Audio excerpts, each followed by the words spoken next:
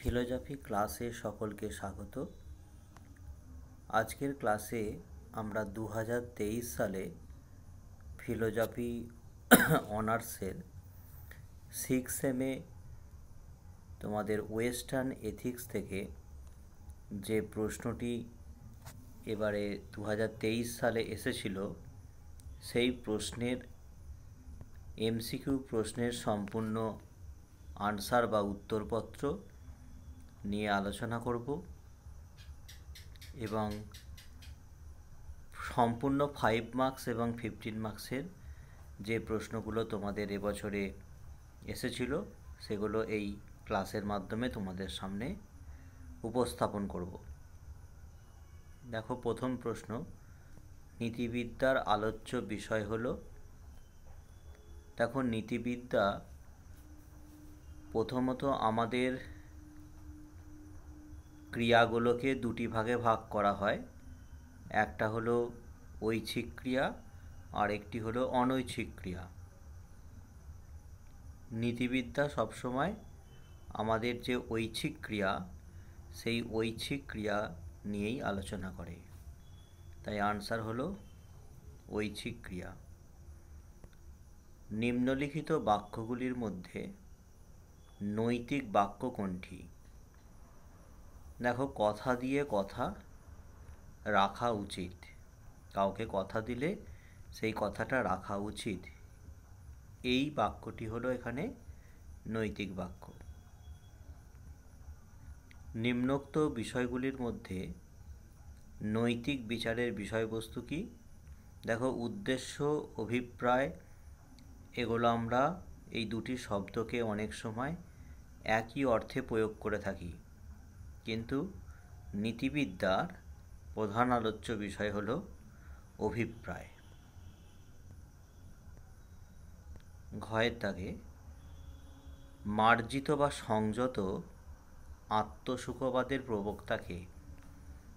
এটা হবে এপিকিউরাস। মানুষ তার স্বভাববশে সুখ কামনা করে, এই ধারণার সঙ্গে জড়িত মতবাদটির নাম কি?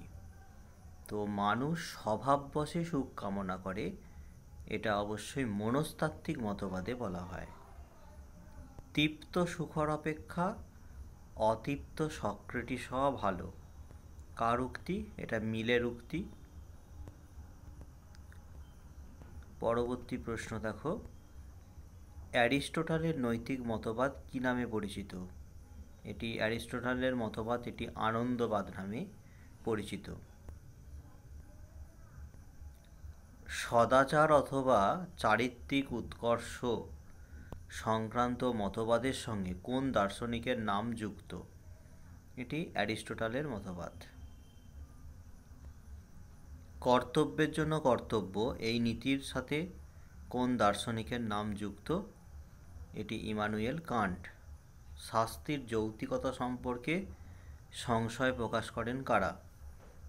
সমাজবিজ্ঞানী না অপরাধ বিজ্ঞানী? দেখো, আধুনিক যে অপরাধ বিজ্ঞানী তারাই শাস্তি সম্পর্কে সংশয় প্রকাশ করে, তবে অনেক সমাজবিজ্ঞানীরাও ইদানিংকালে শাস্তির যৌক্তিকতা সম্পর্কে সংশয় প্রকাশ করছেন, তবে এখানে অপরাধ বিজ্ঞানীটাই হবে। চোখের বদলে চোখ, দাঁতের বদলে দাঁত, এটি কোন মতবাদের সাথে যুক্তিযুক্ত? এটা প্রতিশোধমূলক মতবাদ। কোন দার্শনিক শাস্তিকে নেতিমূলক পুরস্কার বলেছেন? এটি হবে অ্যারিস্টটল। এর পরবর্তী তোমরা 5 মার্কসের প্রশ্নগুলো দেখে নাও, কি কি প্রশ্ন এবছরে এসেছিল। তারপরে রয়েছে 15 মার্কসের যে প্রশ্নগুলো।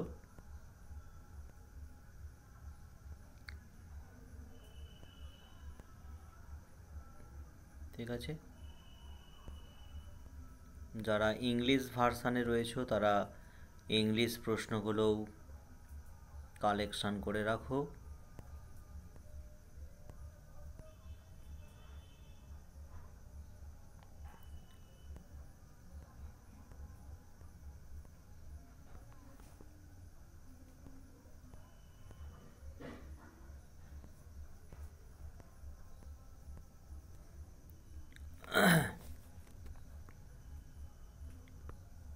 টু 2 নম্বর দাগে তোমাদের 5 মার্কসের প্রশ্নগুলো, আর সর্বশেষ রইল 15 মার্কসের যে প্রশ্নগুলো।